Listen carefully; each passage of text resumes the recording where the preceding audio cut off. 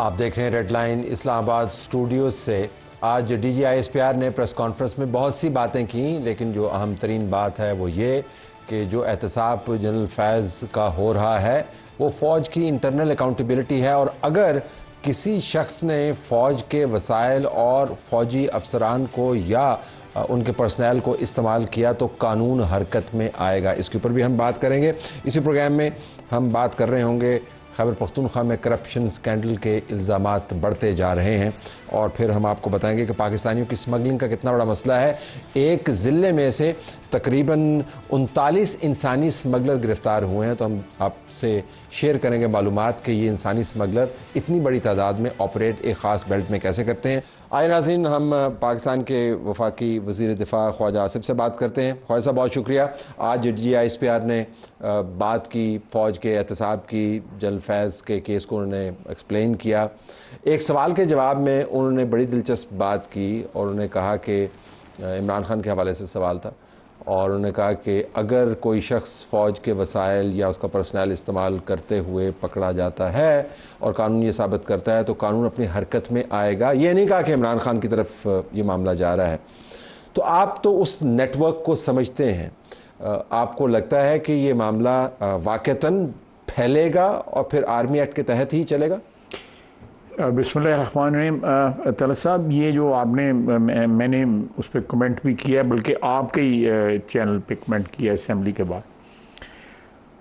तो देखें, वो अबैटर्स तो हो जाते हैं ना बंदा, जब आप चाहे सिविलियन भी हों, लेकिन आप किसी फ़ौजी के साथ मिलके जो है कोई प्लान करें और तमाम तर टारगेट्स भी फ़ौजी हों, उस या फ़ौजी इंस्टॉलेशंस हों उसके, और उसका जो बेसिक नॉलेज जो है वो भी आपको उन्होंने ही प्रोवाइड किया हो और मकासद आपके पूरे होते हों। ये अलग बात है कि उसका जो एक डिविडेंड जो है वो जो दूसरे प्लान जिन्होंने ये सारे एक्सपर्टीज़ जो है एक्सटेंड की है वो उनको भी होगा फ़ायदा कोई ना कोई, उनका भी कुछ स्कोर सेटल होंगे। तो मेरा ख्याल है कि अल्टीमेटली जो चीज़ें जो हैं उसी तरफ जा रही हैं कि ये जो मिलिट्री कोर्ट्स की तरफ जो है चीज़ें मूव कर रही हैं। अबैटर्स का आपने जिक्र किया, तो अब वो दो किस्म के अदवार हैं, एक और उसमें जो पावर डायनामिक्स हैं मुख्तलिफ हैं। एक में इमरान खान वज़ीर आज़म थे और जनरल फैज़ जो हैं बतौर सबऑर्डिनेट, और आज बल्कि DGISPR की प्रेस कॉन्फ्रेंस में ही कहा गया कि जो DGIS है वो किसको बराह रास्त रिपोर्ट करता है, तो ज़रा प्राइम मिनिस्टर को रिपोर्ट करता है। वहाँ पे जो टॉप पर्सन है वो वज़ीर आज़म है और नीचे जनरल फैज़ हैं। दूसरा वो फेज़ आता है कि जब इमरान खान ताकत से निकल जाते हैं और ये अपने वसाइल मुबैना तौर पर इस्तेमाल करके उनको सहूलत करते हैं अपने काम के लिए। तो ये दोनों कैटेगरीज में आप अबैटर्स और planners are different. Abettors and planners different, but beneficiary दोनों हैं।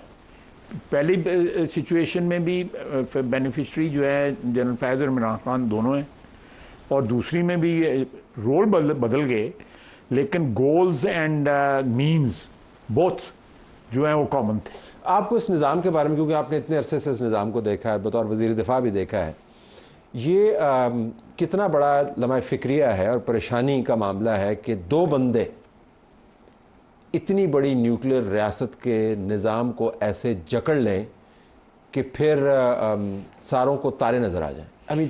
मतलब किस रियासत के अंदर ऐसे हो? बड़ा सीरियस आपने सवाल उठाया है। मेरा ख्याल है कि इसका जो आफ्टरमाथ है इस सारे मसले का, और अब जबकि एक जनरल साहब जो हैं, जनरल फैज़ साहब जो हैं वो कस्टडी में हैं और वो लाजमी तौर पे बातें कर भी रहे होंगे, बता भी रहे होंगे, मैं आई एम प्रिज्यूमिंग, मुझे कोई नॉलेज नहीं है इस सिलसिले में। तो मेरा ख्याल है कि उस सारी चीज़ों का जो आपने निशानदेही गई है उसका कोई ना कोई उनकी तरमीम उनमें करनी पड़ेगी। उस सिस्टम में कोई ऐसे रोड ब्लॉक्स बनाने पड़ेंगे कि आइंदा जो है कोई वज़ीर आज़म या कोई DGISI इंडिविजुअली या जॉइंटली जो है सिस्टम को जो है ना वो ब्रीच ना कर सके। अच्छा, ये हम टेलीविज़न का मेरे ख्याल में रिपोर्टर था, मैं प्रेस कॉन्फ्रेंस देख रहा था, उसने ये सवाल किया, उसने जनरल बाजवा का और जनरल नवीद मुख्तार का नाम लिया। जनरल नवीद मुख्तार का नाम खैर किस कॉन्टेक्स्ट में लिया वो मुझे समझ नहीं आया, लेकिन जनरल बाजवा को उन्होंने नाम लिया और ये पूछा कि जब ये सब लोग ये मामलात हो रहे थे तो इनको आप सामने तफ्तीश करेंगे या नहीं करें? तो उसके ऊपर उन्होंने जवाब दिया जी कि वो जब शवाहिद होंगे। सो ये सिर्फ 2 ही बंदे थे या ये पूरा नेटवर्क था? आप जनरल बाजवा के बारे में you have a perspective, but I want to ask you this कि वाकईतन लोग ये इजन के 2 बंदे थे? नहीं, ये बिलीवेबल नहीं है, ये बिलीवेबल नहीं है। लेकिन आप कोई भी प्रोसिक्यूशन जब तैयार कर रहे हो तो उसमें आप देख लेते हैं कि किसको क्या चीज़ स्टिक करेगी। ठीक। एक कानूनी और शवादात जो हैं या एविडेंस जो है वो कहाँ ज़्यादा जो है काम करेगी और कहाँ कम करेगी। समटाइम्स आप कोई वीक लिंक बीच में शामिल करते हैं तो सारे का सारा केस जो है उससे नेगेटिवली इफेक्ट भी होता है। मेरी ये सारी प्रिजम्पशंस हैं, लेकिन ये बात बिल्कुल दुरुस्त है कि ये चीज़ें जो भी हो रही थी, स्पेशली जब जनरल बाजवा आर्मी चीफ थे और फैज साहब जो थे वो DGIS थे, उससे पहले जब DGC थे वो, तो इन दोनों हजरात के नॉलेज के बगैर, जॉइंट नॉलेज के बगैर जो है वो पत्ता भी नहीं हिलता, उसकी रज़ा के पत्ता भी नहीं हिलता। इसमें कोई शक शुबा किसी को भी नहीं है।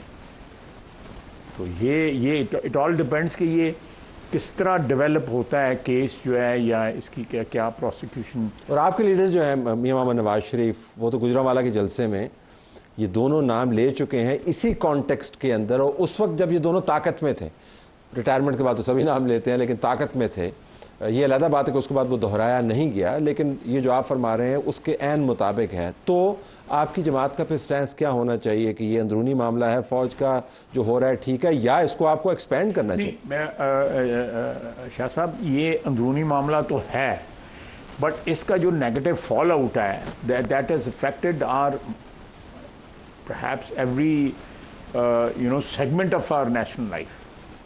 पॉलिटिक्स को, हमारा जो ईथॉस है वो सारे का सारा शटर हो गया। We don't have an ethos, we don't have a social क्या एक नॉर्म्स जो होती थी वो कोई नहीं रह गई। हर चीज़ जो है वो तितर बितर हो गई है, जो है ना, फ्रेगमेंटेड है इस वक्त हमारी सोसाइटी जो है। सियासी इख्तलाफात जो हैं सारे मुल्कों में होते हैं, बड़े बड़े बिटर होते हैं, बाज़ औक़ात बिटर भी हो जाते हैं, उनमें वायलेंस भी आ जाता है, लेकिन यहाँ पे तो घरों में जो लकीरें जो है वो खींची गई हैं कि बेटा जो है वो बाप के ख़िलाफ़ है, बाप बेटे के ख़िलाफ़ है। बल्कि मैं तो अभी वो देख रहा था, कथा कलामी होती है एक सर्वे जिसमें कहा गया कि मुखालिफ सियासी नज़रियात रखने वाले जो जोड़े हैं उनकी शादियाँ भी मुमकिन नहीं हैं। वो कह रहे हैं कि वो बहुत उससे मसला हो जाता है। शादियाँ भी देखें, ये बड़ा, मैं ये थोड़ी सी बहस लंबी हो जाएगी, टाइम आपके पास नहीं है, लेकिन जहाँ भी कल्ट बिल्टअप होते हैं ना, वो अपना जो डिट्रैक्टर्स को बिल्कुल नहीं बर्दाश्त करते। ठीक, मैं एक कल्ट का हिस्सा हूँ।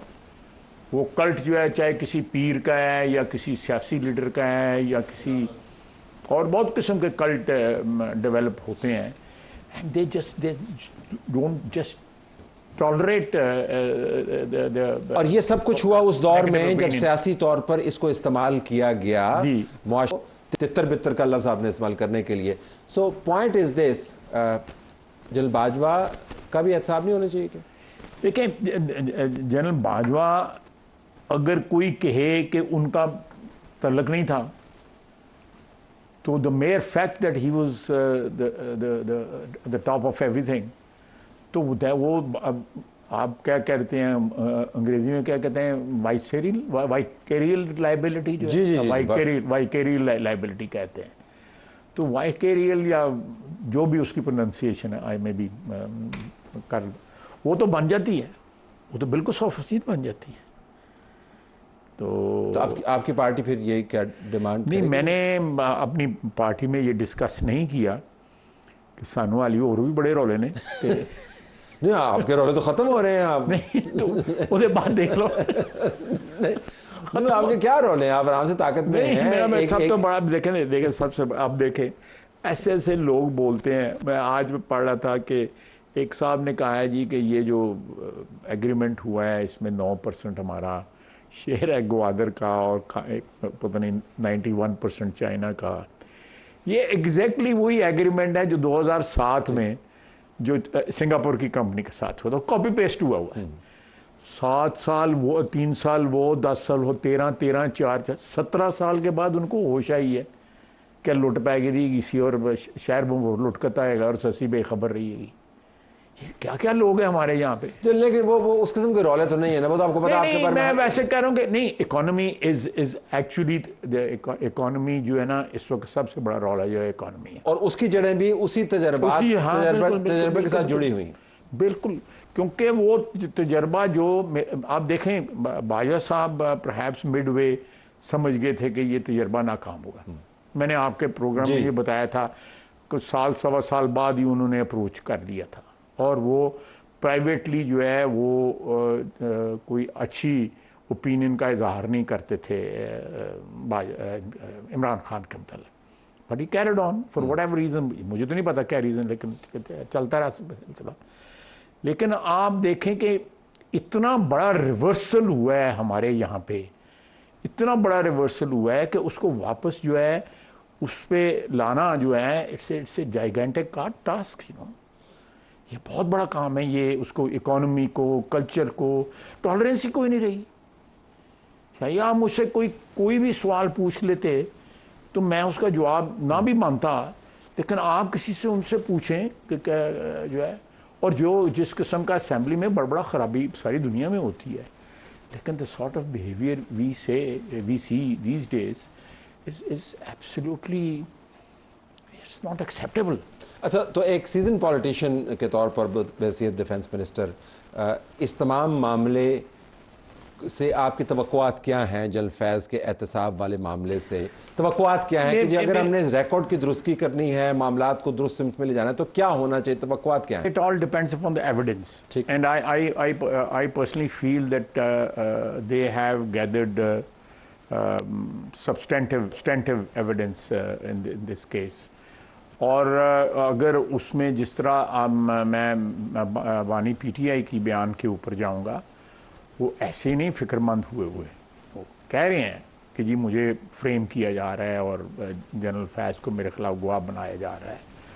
वो अंदर बैठ के जब टाइम खुला ही होता है तो बंदा बड़ा कुछ सोचता है। मैं अपने एक्सपीरियंस की बात कर रहा हूँ, मैं कोई मेरे मतलब मैंने किसी से पूछना नहीं है, आपको पता है तो ये बड़ी दूर तक बंदा सोचता। सारी फिल्में चलती हैं, तो फिल्में इधर भी चल रही होंगी तो उधर भी चल रही होंगी, दोनों तरफ चल रही होंगी। कहीं ना कहीं हो सकता है कि उनका फिल्मों का बीच में जो है, अगर आपने को प्रोड्यूस किया, को डायरेक्ट किया, तो आपको पता तो है सीन सीक्वेंस चेंज हो सकता है, लेकिन आपको पता है कि प्लॉट क्या था और उसका बिल्कुल फिल्म का प्लॉट जो है वो मेरा ख्याल है आप लोग जिनकी बड़ी एक नज़र है इन इवेंट्स के ऊपर, और आप बड़ा अच्छा एनालिसिस भी करते हैं, तो वो आपको ये चीज़ जो है जो उतार चढ़ाव हुआ है पिछले 2-2.5 साल के बाद, जब वोट ऑन होप कॉन्फिडेंस हुआ है, मैं आपको एक बात बताना चाहता हूँ। परवेज़ इलाही का एक रात में आना और जाना जो है ना, उसने ये सारा जो है ना डिरेल किया सिस्टम। और आने और जाने का मुहर्रक कौन? जनरल बाजवा। उन्होंने कोई चेस बोर्ड के ऊपर कोई चाल चली, उसने सारी वो चेस बोर्ड ही उल्टा आता है। उन परवेज़ इलाही ने भी उल्टा आता है, मतलब है कि उसने सारे तलपट कर दिए ना। वो तो बिल्कुल नहीं, वो तो गेम प्लान ही सारा। आप देखें कि परवेज़ इलाही साहब मुझे कह रहे हैं कान में, मैं हम दोनों खाना खा रहे हैं, वो मुलाकात हो चुकी हुई थी, जो शुजात साहब भी बीच में मुझे कहने गए फ़ोन करने ही लंदन, तो मेरा उनके साथ ख़ानदानी मैं बड़ा एहतराम है, फ़ोन करने ही लंदन तो माफ़ी दुआनी ली है मियाँ साहब को लो। हाँ, माफ़ी दुआनी ज़्यादतियाँ हुई हैं तो माफ़ी दुआनी। मैं जी बिल्कुल, मैं उस सारे ख़ानदान की बड़ी इज़्ज़त करता हूँ, कभी खुदा न खासा कोई फूल शूल का तोहफे शोफे भी गए फिर उस। हाँ नहीं, और शहरी के वक्त जो है मामला उलट गया। आई don't no general Bajwa played that shot, you know, क्यों मुझे नहीं समझ उस चीज़। कौमी मफाद में किया होगा ज़ाहिर, हमें तो यही बताते हैं कि हर काम कौमी मफाद में करते। आप 6-7 साल कौमी मफाद की उन्होंने हिफाजत की है, अभी तो हमें फालतू बंदे बैठे। सो आप वेट करेंगे इस ट्रायल के अंदर शवाहिद क्या है, हाउ इट गोज। सो अगर जनरल फैज़ तक महदूद रहता, it's okay, you okay with that? इधर ही देखिए ये आप किस तरह उनको महदूद लिमिट कर सकते हैं जनरल फैज़ तक?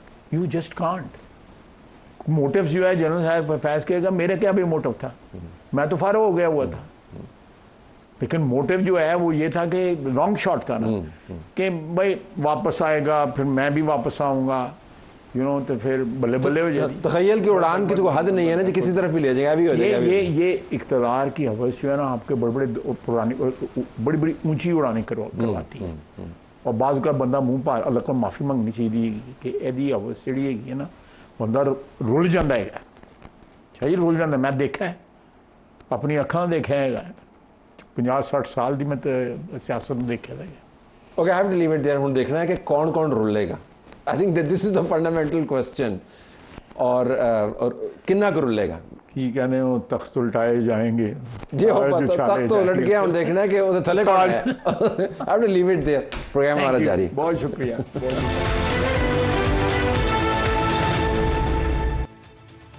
सीएम साहब, बड़े करप्शन के इल्जामात लगाए जा रहे हैं, बदनाम किया जा रहा है। ये जो बैठा हुआ है ना गवर्नर, ये पर्ची पे ये चाहता है मैं इसका नाम लूं और इसकी कोई हैसियत बने और ये फिर बोले, तो मैं इसको हैसियत देना नहीं चाहता हूँ। इसको मेरे ख्याल में गवर्नर हाउस पे रात को सोना इसको रास नहीं आया। आए नाज़रीन, खैबर पख्तूनख्वा के हालात के ऊपर नज़र दौड़ाते हैं। चीफ मिनिस्टर साहब एज़ यूजुअल बड़ी बड़के मार रहे हैं, गंग हो हैं, और जब करप्शन का सवाल हुआ तो उन्होंने उसको घुमा के गवर्नर की तरफ ले गए। लेकिन खैबर पख्तूनख्वा के अंदर से करप्शन के हवाले से आवाज़ें आ रही हैं। अवामी नेशनल पार्टी ने ये कहा है कि खैबर पख्तूनख्वा की करप्शन के ऊपर हम एक वाइट पेपर जारी करेंगे। हमारे पास समर हारून बिलोर साहबा मौजूद हैं, अवामी नेशनल पार्टी को रिप्रेजेंट कर रही हैं। आपका बहुत शुक्रिया जी।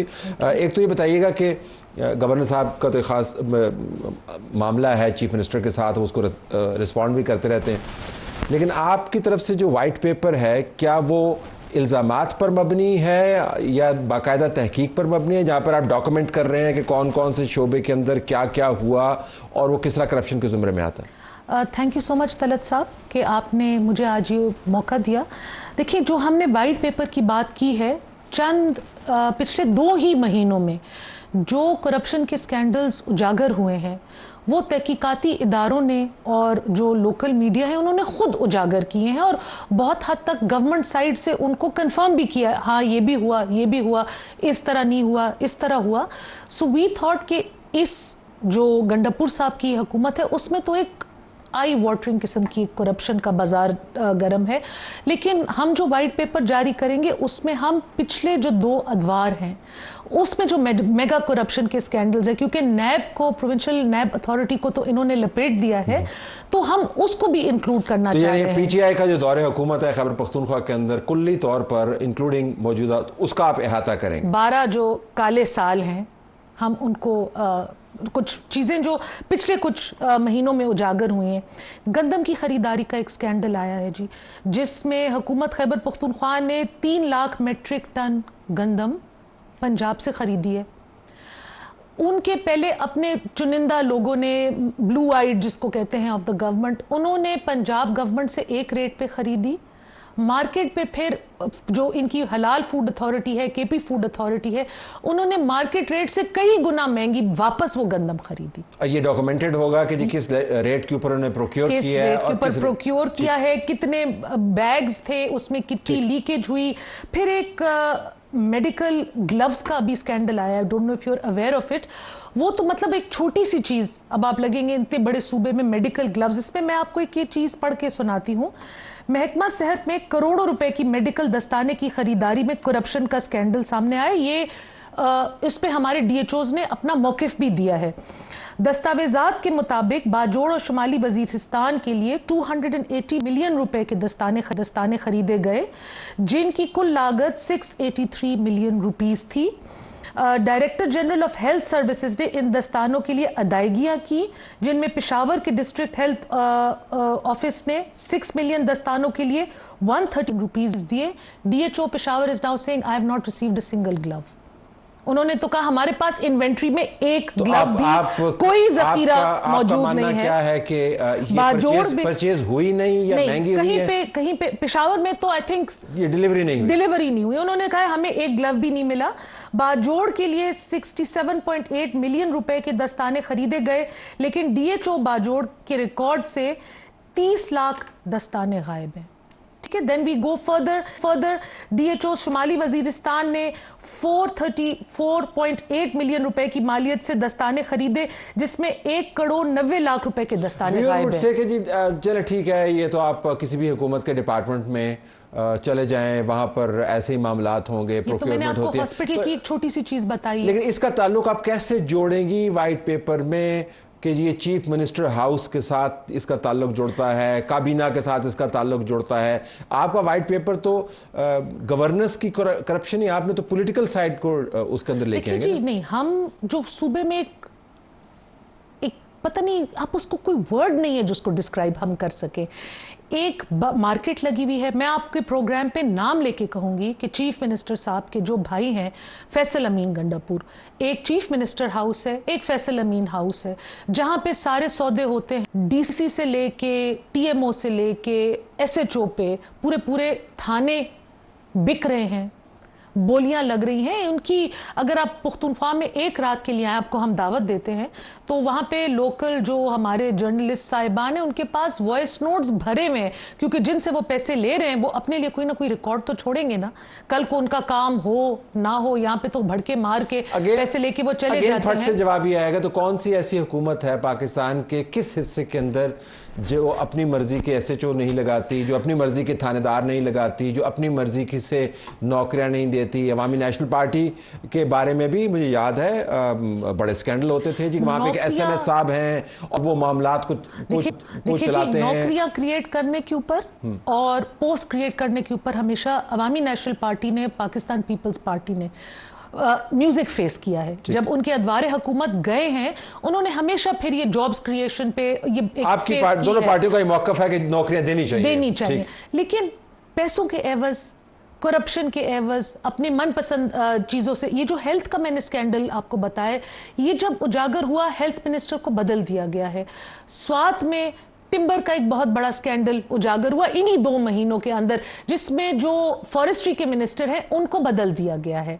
जो सीएनडब्ल्यू के मिनिस्टर थे वो तो बड़े मतलब धूम धड़ल्ले के साथ उन्होंने जो करप्शन थी, उधर भी कोई रिकॉर्डिंग्स मौजूद हैं। एक्स मिनिस्टर साहब जो हैं, वो जब इमरान खान साहब के पास गए, मीडिया के पास गए, उन्हीं को बरतरफ कर दिया, उल्टा उन्हीं को चोर।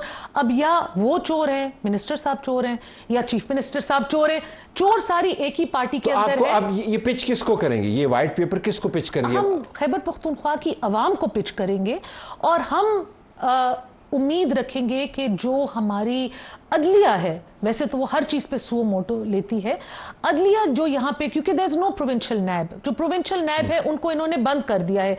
इसी तरीके से बिलियन ट्री सुनामी जो बीआरटी है, जो इतना महंगा तरीन प्रोजेक्ट है, अभी तक कंप्लीट नहीं हुआ, उसको भी तो केस चल रहा है ना, उन्होंने स्टे लिया हुआ है, तो उस केस को कोई परस्यू नहीं कर सकता। नैब उस केस को ब्लैक एंड व्हाइट एविडेंस होने के बावजूद परस्यू नहीं कर सकता, तो कब तक हमारा सूबा इस तरह चलेगा? तो आप ये तमाम शवाहिद जो हैं, जो मीडिया के अंदर ज़ेर बहस भी हैं, और आपके बयान के मुताबिक बाज़ स्कैंडल्स के साथ एविडेंस भी मौजूद है, इसको डिपार्टमेंटल एविडेंस मौजूद है। एक आप पिच कर रहे हैं अदालतों को, एक आवाम को, और आवाम को, तो आपका क्या ख्याल है? वाकईतन it will have an impact, क्योंकि उसकी तरफ से जो बयानिया आता है वो कहते हैं जी देखें, ये तो हमें तो लोगों ने वोट दिया हुआ है, हम तो इतने पॉपुलर हैं, हमें तो ग्रास रूट के ऊपर हमारी सपोर्ट मौजूद है, अभी इलेक्शन जीत के आए हैं। तलत साहब, जिस दिन ये फॉर्म 47 और फॉर्म 45 का किस्सा खैबर पख्तूनख्वा में खुला, तो आप देखेंगे कि कितने ये जो लोग पाकिस्तान तहरीक इंसाफ का नाम लेके असेंबली में बैठे हुए हैं, ये कितने जाली मैंडेट पे बैठे हुए हैं। बाजवड़ में क्या हुआ है? पहला एक ज़िमनी इंतखाब हुआ है, इनका जो कैंडिडेट था सेकंड भी नहीं आया, थर्ड भी नहीं आया, फोर्थ आया, जीता कौन? अवामी नेशनल पार्टी का। वो कहते हैं कि गरीब तरीन, मेरे प्रोग्राम में उन्होंने कहा जी कि वो इस वजह से जीता है क्योंकि इमरान खान ने कहा था कि मैं टिकट तो किसी और को दे रहा हूं, लेकिन वो हमारा ही बंदा था। I mean that's what they were saying. ये if they are claiming कि ये बंदा उनका बंदा था। ये नजरियाती तौर पे 4th जनरेशन नेशनलिस्ट, बाप दादा सारी लाल टोपी पहन के पैदा हुए, लाल हमारे टोपी प्रोग्राम में पहन उन्होंने के। एक दावा किया था, But ठीक this है। is, देखिए उनका अब मसला ये हो गया, हर चीज को वो झूठ बोलते हैं। अगेन वेरी फनीली आयरॉनिकली इन्होंने जो वो एंटी करप्शन के लिए एक वो बनाई थी, कमेटी बनाई थी, जिसमें बहुत इंटरेस्टिंग नाम शाह फरमान साहब और इस तरह के नाम करप्शन के खात्मे के लिए वो किए थे। अब वो पीटीआई की इंटरनल ऑडिट कमेटी, मतलब इन्होंने खुद भी तस्लीम कर दिया कि all the corruption lies with in, all the ills lie within this one तो party। क्विकली आप फिर कब तक ये व्हाइट पेपर जारी कर देंगे? हम लोग, हमारी जो प्रोविंशियल कैबिनेट है उसने उस पर फुल स्पीड काम करना शुरू कर दिया है। एंड बिकॉज हम सारे फैक्ट्स वेरीफाई करना चाहते हैं, हम अपनी 102 साल की सियासत को ये धब्बा नहीं लगाना चाहते कि हम भी प्रोपेगेंडिस्ट की लिस्ट में शामिल हो जाएं। तो once we have all the facts collected, ये हम आप सबके सामने लेकर बिल्कुल। आएंगे। आखिर में ये आपकी पार्टी में से सीनियर सियासतदान छोड़ क्यों रहे हैं, रिटायर हो रहे हैं? What's the reason for that? देखिए जी, रिटायरमेंट कोर्स ऑफ लाइफ, एक सर्टेन एज के बाद आके हर कोई रिटायर होता है। आप भी होंगे, मैं भी होंगी, और होना भी हमें चाहिए। यहाँ पे ये है कि इलेक्ट्रल पॉलिटिक्स से रिटायरमेंट ली गई है, पार्टी पॉलिटिक्स से या सियासत से नहीं ली गई। अब एक एज आती है जिसके बाद आप हल्के की वो जो एक भाग दौड़ होती है संभालना, वो मुश्किल हो जाता है। तो it's nothing as exciting as people are making it to be, just an age related phase of life. Awami national party ने हमेशा ट्रेंड सेट किया और इसमें भी मेरे ख्याल में रिटायरमेंट में भी आप ट्रेंड सेट कर रहे हैं। वाकईतन एक एज होती है रिटायर होने की, सिर्फ उसको ग्रेसफुली एक्सेप्ट करने की बात है। हमारा तो जो रवैया है वो तो यही है कि सारे रिटायर हो सकते हैं, हम रिटायर नहीं हो सकते। But you are setting that trend. Thank you very much for being with अस।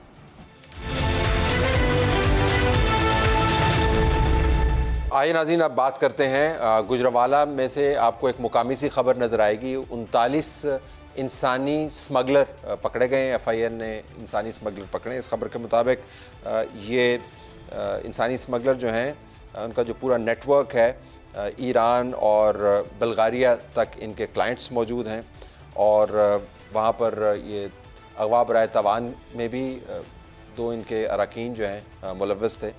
तो ये छटे हुए बदमाश जिसको कहते हैं, या मुजरम जो है, ये वो लोग हैं। 6 इश्तिहारी भी इसके अंदर इन्वॉल्व हैं। और जो गिरफ़्तार किए गए शख्स ने लोगों को बाहर भिजवाने के लिए 120 मिलियन रुपए लिए हैं। ये जो अमाउंट है जो ख़ुद कन्फेस कर रहा है, और एक बंदा है। और आप देखें 39 के करीब लोग गिरफ़्तार हुए हैं। नेटवर्क्स जो हैं 2 हैं, लेकिन नेटवर्क्स के अपने नेटवर्क्स भी हैं। तो एक बंदा मान रहा है कि उसने पैसे कितने लिए हैं। और इसके अंदर ये भी देखा है कि जाली पाकिस्तानी पासपोर्ट और सफरी दस्तावेज़ात बाकायदा बनाई जाती हैं। उसके ऊपर वो जो PC होती है, जिसको तो पिक्चर चेंज कहते हैं, पिक्चर चेंज की जाती है। और फिर लोगों को बताया जाता है कि फ़लाँ रस्ते से फ़लाँ वक्त आपको भिजवाया जाएगा। किसी ज़माने में ये तमाम स्मगलिंग ज़मीनी रस्तों से होती थी, लेकिन जब से ज़मीनी रस्तों के ऊपर मुश्किलात बढ़ी हैं, तब से अब इसके अंदर हवाई रस्ते इस्तेमाल होने शुरू हो गए, जो कॉरिडोर्स बाकायदा बनाए हुए हैं। जिस तरह एयरलाइंस के अपने कॉरिडोर्स होते हैं, इन्होंने कॉरिडोर बनाया हुआ है जिसके अंदर स्पेन, इटली, यूनान और बरतानिया भेजने वाले कॉरिडोर जो हैं मौजूद हैं। और लोगों ने यह भी बताया, जो पकड़े गए हैं, कि जाली दस्तावेज़ात पर सफ़र करने पर गुज़िश्ता महीनों के दौरान सियालकोट एयरपोर्ट पर से 30 के करीब मुसाफिरों को मुख्तलिफ़ परवाज़ों से ऑफलोड किया गया। ये वो लोग हैं जो पकड़े गए हैं, जो फ्लाई कर रहे थे। यानी उन्होंने तमाम चीज़ें जो है क्लियर कर ली थी, और आखिर वक्त में आके as they were about to take off वो पकड़े गए। जो HRCP की रिपोर्ट है, पाकिस्तान में जो डॉक्यूमेंटेड ह्यूमन स्मगलिंग है, पिछले 4 सालों का फिगर मैं आपके सामने रख रहा हूँ, ये 80,000 वाक़यात सामने आए हैं। आप इमेजिन कर सकते हैं कि टिप ऑफ द आइसबर्ग अगर हम इसको कहें, तो 80,000 वाक़यात अगर सामने आए हैं, तो इसको अगर आप दुगना भी कर दें, जो कि बहुत ही एक अंडर एस्टिमेट होगा, तो नंबर्स आपके सामने एस्टाउंडिंग नंबर हैं आपके सामने, अगर आप इसको डबल भी कर दें। और इस तादाद में लोगों को बाहर भिजवाया जा रहा है। चूँकि ये एक बूमिंग बिजनेस है, इसी वजह से लोग इतनी तादाद में बाहर जा रहे हैं। तो ये कहना कि लोग पकड़े गए हैं, इससे बिज़नेस ख़त्म हो जाएगा, बिल्कुल भी दुरुस्त नहीं है। आपको ये भी बताएं कि अमरीकी महकमा ख़ारजा ने जो इंसानी स्मगलिंग से मुतल्लिक़ सालाना रिपोर्ट जारी की थी, उसमें पाकिस्तान और भारत की दर्जाबंदी एक ही जैसी है। इससे कुछ लोग तमानियत मांग रहे होंगे कि जी ठीक है, बरतानिया के साथ अगर आप कंपेयर करें तो पाकिस्तान का मयार तो बुरा होना ही है, लेकिन आप भारत के साथ कंपेयर कर रहे हैं तो मयार एक जैसा है। लेकिन अगर आप आबादी का तनासुब देखें तो उस तनासब से पाकिस्तान के अंदर ज़्यादा एग्रेवेटेड सिचुएशन आपको नज़र आएगी। कहाँ पर तकरीबन 1.2 बिलियन के करीब लोग हैं और कहाँ पर 25 करोड़ के करीब लोग हैं। तो अगर दोनों की दर्जाबंदी एक ही जैसी है तो आपको पता चलेगा कि पाकिस्तान में सूरत हाल कितनी ख़राब है। और इस बात से कतई नज़र कि भारत के अंदर सूरत हाल कितनी ख़राब है, हमने तो अपने मुल्क की ज़िम्मेदारी लेनी है। इसी रिपोर्ट ने पाकिस्तान भारत दोनों को लिस्ट 2 में, दर्जा 2 में शामिल किया है। दोनों हुकूमतें इस रिपोर्ट के मुताबिक इंसानी स्मगलिंग को रोकने वाले मामले पर जो बेसिक इंटरनेशनल स्टैंडर्ड है उसके ऊपर पूरा नहीं उतरती। आपको याद होगा कि स्पेक्टेकुलर किस्म के बहुत ही तकलीफ़ दे रूह फरसा किस्म के वाक़यात हुए। गुजरात का वाक़या आपको याद होगा जब बोट कैप्साइज़ कर गई और उसके अंदर पाकिस्तानी मारे गए, फिर उनकी फैमिलीज़ ने कितना वावेला किया और उस वक्त इस अज़्म का इजहार किया गया था कि अब दोबारा हमने इसको नहीं होने देना। दोबारा वैसे ही हो रहा है। ये जो 39 लोग गुजरांवाला से पकड़े गए हैं, ये पूरी की पूरी बेल्ट है, गुजरांवाला है, मंडी बहाउद्दीन है, गुजरात है, इसके जो विसिनिटी के जितने अजला हैं यहाँ से लोगों को रिक्रूट किया जाता है। तो ऐसा नहीं है कि सारे पाकिस्तान के अंदर ये नेटवर्क मौजूद है। मुझे हैरानी इस बात पर होती है कि जब आपको पता है कि कौन कौन से अजला हैं, जब आपको पता है कि नंबर कितना ज़्यादा है, तो और आपको ये भी पता है कि इसके अंदर क्रिमिनल माफियाज़ इन्वॉल्व हैं, तो इस मामले को रोका क्यों नहीं जाता। इंसानी हकूक़ का भी मामला है, ये बहुत बड़ा जुर्म भी है और पाकिस्तान के सब्ज़ पासपोर्ट के लिए बहुत बड़ी शर्मिंदगी का बायस भी है। अगर आप इन तीनों फैक्टर्स को रखें तो इंसानी स्मगलिंग टॉप मोस्ट प्रायोरिटी होनी चाहिए उसको कर्ब करने के लिए। आप गवर्नेंस की जितनी मर्जी बातें करते रहें, अगर जराइम पेशा अफराद पाकिस्तानियों को स्मगल करने वाली इंडस्ट्री चलाते रहे और कभी कभार पकड़े गए और उसके बाद ख़बर बन गई और हमारी तरफ से एक कमेंट आ गया और अगर आप समझे कि आपने प्रोग्रेस कर ली, तो आप ख़ुद को भी धोखे में रखे हुए हैं और कौम को भी धोखा दे रहे हैं। एक बहुत बड़ा इशू है, बैनुल-अक़वामी तौर पर पाकिस्तान की सुबकी भी है, एक बहुत बड़ा बहरान है, ख़ानदानों के साथ फ्रॉड है और millions of dollars and billions of rupees इसके अंदर इन्वॉल्व हैं। और सिर्फ मुकामी तौर पर जो छठे हुए बदमाश हैं ये वो काम नहीं करते, ये ढांडे बहुत ऊपर तक जाते हैं। तो इसको कर्ब करने की ज़रूरत है और इस रिपोर्ट को बुनियाद बनाकर आप इस जगह पर क्रैक डाउन भी कर सकते हैं। देखते हैं कि होता है या नहीं। पंजाब हुकूमत का मानना तो ये है कि वो इन मामलात को संजीदगी से ले रहे हैं। देखते हैं कि इस केस के बाद उनका फॉलोअप क्या होता है। इजाज़त चाहते हैं। अल्लाह हाफ़िज़।